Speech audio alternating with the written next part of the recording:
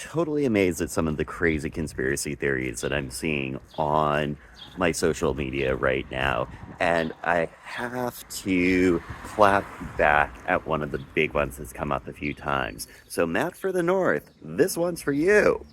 All right, let's talk about Pierre Poilievre losing his seat again. Big thing that keeps coming up is the longest ballot initiative. I don't know how many times I've heard people say, "Oh, this was the liberals doing this." No, it's not. There is no party affiliation to any party with the longest ballot initiative.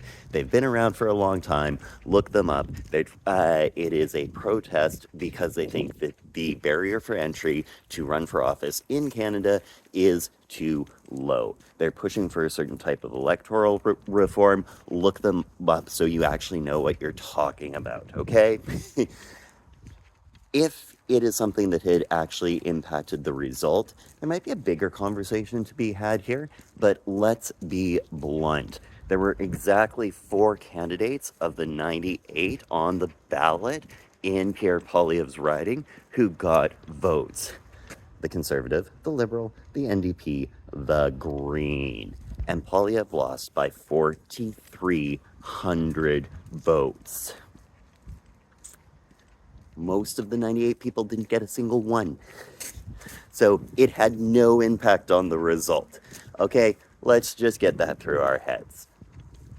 Number 2, the redistribution of the electoral map. So, let's break this down and use, critical thinking and our brain. So, I've heard this theory come up, and again, Matt North, dedicating this to you, saying that, the liberals redrew the map so that the conservative leader was absolutely going to lose. Okay, you know when the map was redrawn, and do you know why it was redrawn? It was redrawn because in the last large census, it was very obvious that the makeup of the parliament no longer fell in line with the makeup of the country. There need to be seats added to ensure a better distribution that better represented where the population of Canada lives. Alberta was actually the largest net gainer from this, as a side note and an FYI. So, Pierre Poilievre's riding did get redrawn. This was finalized in July of 2002.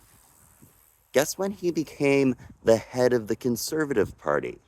September 2002. So, kind of difficult for the liberals to set the leader up for failure if you're a conspiracy theorist, if they didn't know who the hell the leader of the party was going to be when the lines were drawn. Your theory doesn't hold any water, dude.